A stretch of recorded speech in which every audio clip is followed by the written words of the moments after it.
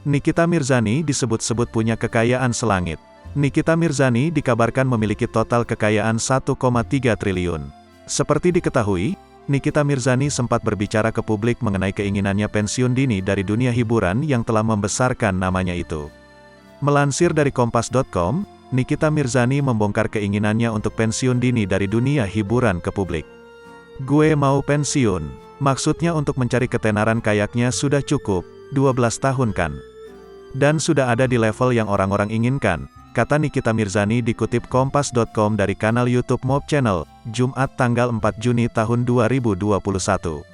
Ia mengaku bahwa saat ini dirinya sudah mulai tidak nyaman dengan dunia keartisan yang telah membesarkan namanya tersebut.